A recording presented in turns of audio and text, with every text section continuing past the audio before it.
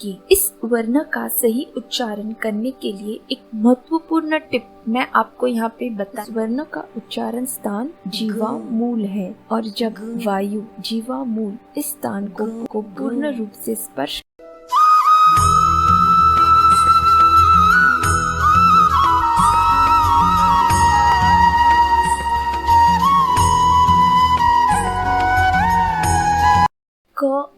क वर्ग यानी कि संस्कृत के यह 5 वर्ण, जिसमें से सबसे पहले वर्ण क का उच्चारण जीवा मूल और हनुमूल से कैसे किया जाता है इसको मैंने पिछले ही वीडियो में विस्तार से बताया है। तो अगर आपने पिछला वीडियो नहीं देखा तो उस वीडियो को जरूर देखिएगा। अब बारी आती है क वर्ग के दूसरे वर्ण के उच्चारण की। इस वर्ण का सही उच्चारण करने के लिए एक महत्वपूर्ण टिप मैं आपको यहाँ पे बताना चाहूंगी, और अगर आप यह टिप फॉलो करेंगे तो आपसे कभी भी संस्कृत के व्यंजन वर्णों का गलत उच्चारण नहीं होगा।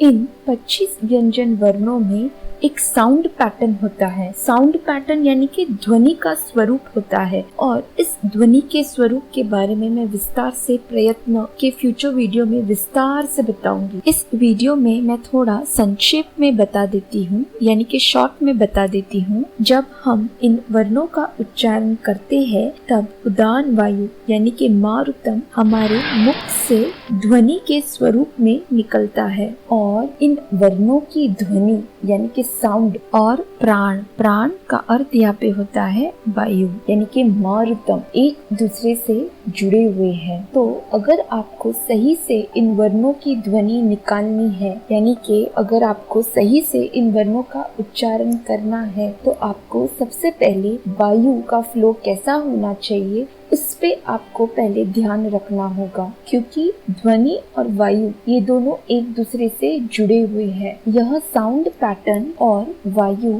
इन 25 स्पर्श व्यंजनों में इस प्रकार से होते हैं। सबसे पहला कॉलम, तीसरा कॉलम और 5वां कॉलम, यानी कि प्रथम, तृतीय और पंचमा, इन तीनों कॉलम के जो वर्ण होते हैं वह मूल रूप से अल्प प्राण वर्ण होते हैं। जो 5वां जो कॉलम है यानी कि पंचमा जो कॉलम है, यानी कि इन 25 व्यंजन वर्णों के अंतिम के ये जो 5 वर्ण है, इनको हम बाद में समझेंगे। हमारा पूरा फोकस इन 4 कॉलमों पर रहेगा। इन पहले कॉलम और तीसरे कॉलम में जितने भी वर्ण होते हैं वह मूल रूप से अल्प प्राण वर्ण होते हैं, यानी कि हमें जो प्रयत्न यानी कि एफर्ट जो करना पड़ता है इन वर्णों का उच्चारण करते वक्त, उसे अल्प प्राण रखना होता है। अल्प यानी कि थोड़ा, और प्राण का अर्थ यहाँ पे होता है वायु। और यहाँ पे मैं किस वायु की बात कर रही हूँ इसको मैंने उच्चारण का विज्ञान इस वीडियो में विस्तार से बताया है। तो अल्प प्राण इस शब्द का अर्थ होता है कि इन वर्णों का उच्चारण करते वक्त मुझे भीतर से वायु का जो फ्लो है उसे अल्प रखना है, यानी कि कम रखना है। और क्यों हमें भीतर से वायु का फ्लो अल्प यानी कि कम रखना है? क्योंकि पाणिनि शिक्षा के अनुसार यह वर्ण मूल रूप से अल्प प्राण वर्ण होते हैं। जब मैं फर्स्ट कॉलम और थर्ड कॉलम के वर्णों का उच्चारण करती हूँ, यानी कि जब मैं इन वर्णों की ध्वनि अपने मुख से उत्पन्न करती हूँ, तो वायु का जो फ्लो होता है वह अल्प होता है, इसीलिए इन्हें अल्प प्राण वर्ण कहा जाता है। अब आपको इसी अल्प प्राण वर्णों को अधिक वायु के साथ यानी कि ज्यादा वायु के साथ उच्चारण करना है। और जब आप ज्यादा वायु यानी कि भीतर से अधिक वायु के साथ उच्चारित करेंगे तो यह वर्ण ऑटोमेटिकली वायु के अधिक प्रभाव से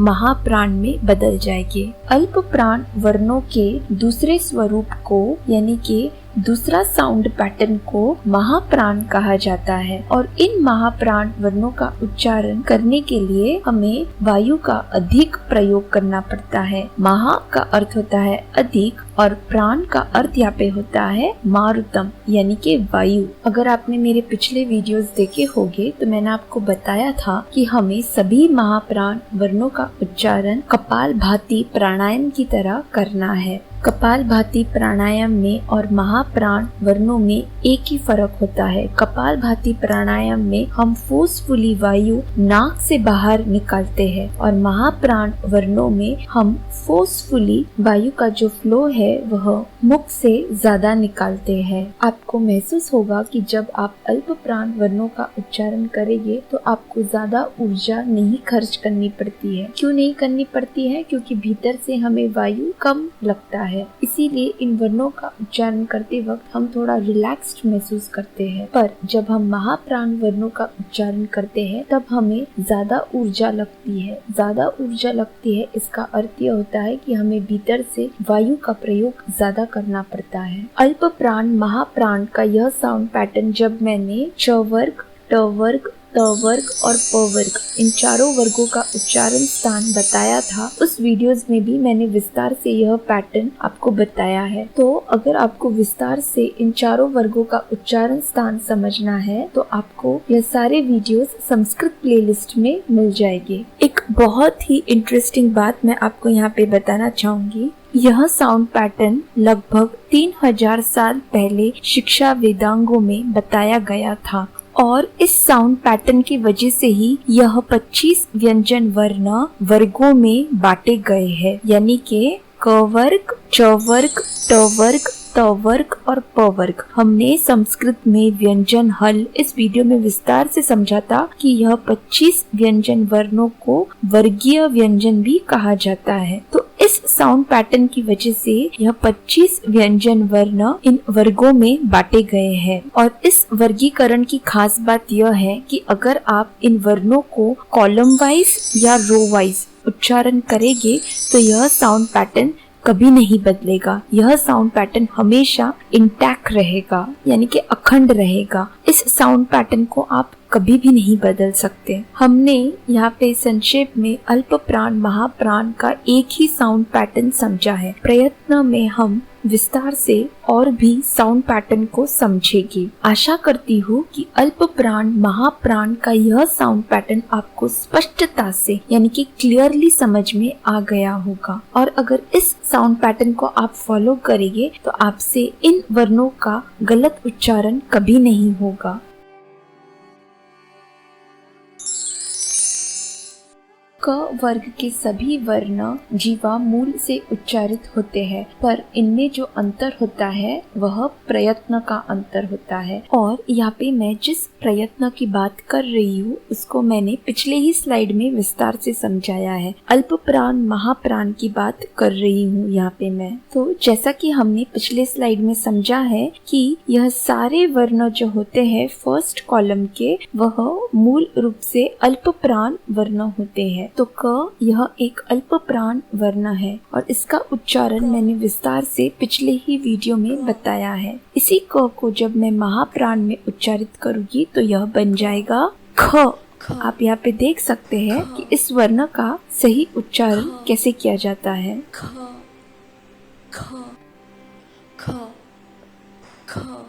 और यहाँ पर भी आपको वो टिप फॉलो करनी है कि सभी महाप्राण वर्णों का उच्चारण कपालभाति प्राणायाम की तरह होता है। कपालभाति प्राणायाम में और महाप्राण वर्णों में एक ही फर्क होता है। कपालभाति प्राणायाम में हम फोर्सफुली वायु नाक से बाहर निकालते हैं और महाप्राण वर्णों में हम फोर्सफुली वायु मुख से बाहर निकालते हैं। तो जब आप ख इस वर्ण का उच्चारण करेंगे तो आपको ध्यान रखना है कि आपको फोर्सफुली वायु अधिक अपने मुख से बाहर निकालना है। तो इस वर्ण का उच्चारण करते वक्त भीतर से वायु का फ्लो अधिक होना चाहिए क्योंकि यह मूल रूप से एक महाप्राण वर्ण है। अगर आपको याद होगा तो मैंने संस्कृत में व्यंजन हल इस वीडियो में बताया था कि इन 25 व्यंजन वर्णों को स्पर्श व्यंजन कहा जाता है। और इन्हें स्पर्श व्यंजन क्यों कहा जाता है? क्योंकि वायु या जीवा उच्चारण स्थान को पूर्ण रूप से स्पर्श करती है। क वर्ग और प वर्ग यह दो ऐसे वर्ग है जिसमें वायु डायरेक्टली उच्चारण स्थान को स्पर्श करता है। बाकी के वर्गों में वायु जीवा के माध्यम से उच्चारण स्थान को स्पर्श करता है। डिटेल से यानी कि विस्तार से अगर हम समझे, ख इस वर्ण का उच्चारण करते वक्त आपको महसूस होगा कि वायु जीवामूल इस स्थान को पूर्ण रूप से स्पर्श करता है, और जब वायु जीवामूल इस स्थान को स्पर्श करता है तब इस प्रोसेस के दौरान जीवामूल हनुमूलम को स्पर्श करती है और फिर हमारे मुख से ख यह वर्ण उत्पन्न होता है। हनुमूलम या हनुमूल किसे कहा जाता है, इसको मैंने विस्तार से पिछले ही वीडियो में बताया है। अगर आपको समझना है कि हनुमूलम किसे कहा जाता है और यह प्रोसेस क्या होता है तो पिछला वीडियो जरूर देखिएगा।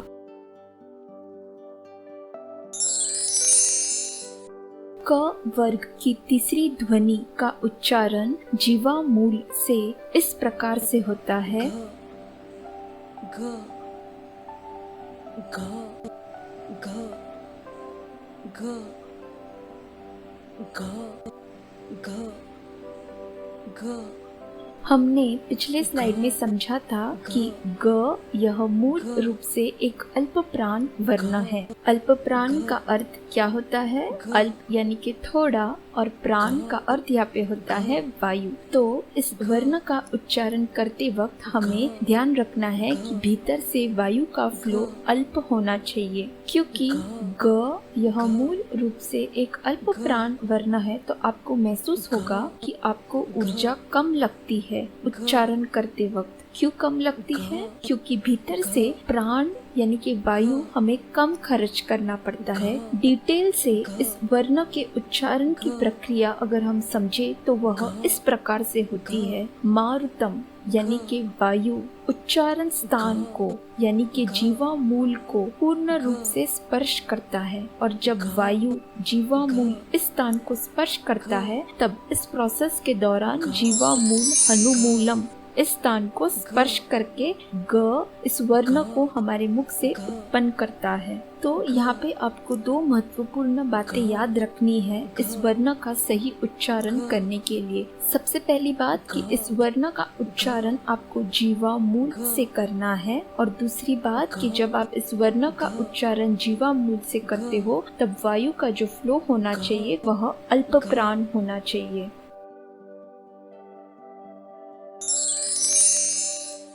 घ यह एक अल्प प्राण वर्ण है। इसी ग को जब आप महाप्राण में उच्चारित करोगे तो यह बन जाएगा घ। आप यहाँ पे देख सकते हैं कि जीवामूल से इस वर्ण का सही उच्चारण किस प्रकार से किया जाता है। घ घ घ घ घ घ। ग और घ इन दोनों वर्णों में एक ही अंतर है, और यह अंतर प्रयत्न का होता है। जैसा कि हमने पिछली स्लाइड में समझा था कि सभी महाप्राण वर्णों का उच्चारण हमें कपालभाति प्राणायाम की तरह करना है। कपालभाति प्राणायाम में और महाप्राण वर्णों में एक ही अंतर होता है। कपालभाति प्राणायाम में हम फोर्सफुली वायु अपने नाक से बाहर निकालते हैं, और महाप्राण वर्णों में हम फोर्सफुली वायु अपने मुख से निकालते हैं जब हम इन वर्णों का उच्चारण करते हैं। क्योंकि घ यह एक महाप्राण वर्ण है तो आपको महसूस होगा कि इस वर्ण का उच्चारण करते वक्त आपको ज्यादा ऊर्जा खर्च करनी पड़ती है। ज्यादा ऊर्जा खर्च करनी पड़ती है इसका अर्थ यह होता है कि आपको भीतर से वायु ज्यादा लगता है इस वर्ण का उच्चारण करते वक्त। डिटेल से अगर हम समझे तो इस वर्ण के उच्चारण की प्रक्रिया इस प्रकार से होती है। मारुतम यानी कि वायु उच्चारण स्थान को यानी कि जीवामूल को पूर्ण रूप से स्पर्श करता है, और जब वायु जीवामूल इस स्थान को स्पर्श करता है तब इस प्रोसेस के दौरान जीवामूल हनुमूलम इस स्थान को स्पर्श करके घ इस वर्ण को हमारे मुख से उत्पन्न करता है।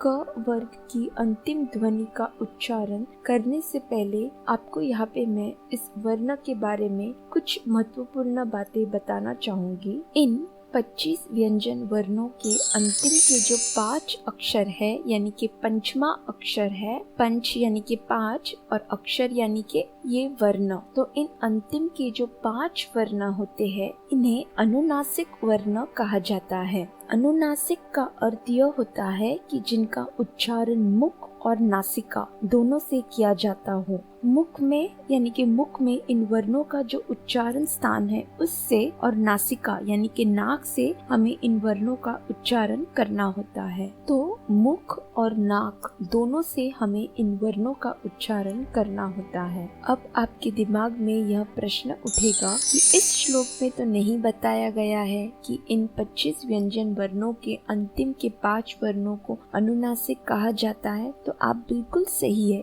इस श्लोक में नहीं बताया गया है। इन 25 व्यंजन वर्णों के अंतिम के 5 वर्णों को अनुनासिक वर्ण कहा जाता है। यह बात पाणिनि शिक्षा के श्लोक नंबर 39 यानी कि 39वें श्लोक में यह बात बताई गई है। तो हमें पाणिनि शिक्षा के 39वें श्लोक से पता चलता है कि इन 25 व्यंजन वर्णों के अंतिम के 5 वर्णों को अनुनासिक वर्ण कहा जाता है, और इस श्लोक को हम विस्तार से फ्यूचर वीडियो में समझेंगे। पर अभी के लिए आपको सिर्फ यह समझना है कि इस श्लोक से हमें पता चलता है कि इन 25 व्यंजन वर्णों के अंतिम के 5 वर्णों को अनुनासिक कहा जाता है। और एक महत्वपूर्ण बात यह है कि सारे अनुनासिक वर्ण मूल रूप से अल्प प्राण वर्ण होते हैं, यानी कि जो प्रयत्न या एफर्ट हमें करना पड़ता है अनुनासिक वर्णों का उच्चारण करते वक्त वह अल्प प्राण होना चाहिए। अल्प यानी कि थोड़ा और प्राण यानी कि वायु। तो भीतर से वायु का फ्लो हमें कम रखना है जब हम अनुनासिक वर्णों का उच्चारण करते हैं। तो इन सारी बातों को ध्यान में रखते हुए हमें क वर्ग की इस अंतिम ध्वनि का उच्चारण करना है, जिसका उच्चारण इस प्रकार से होता है ग ग ग ग ग ग ग।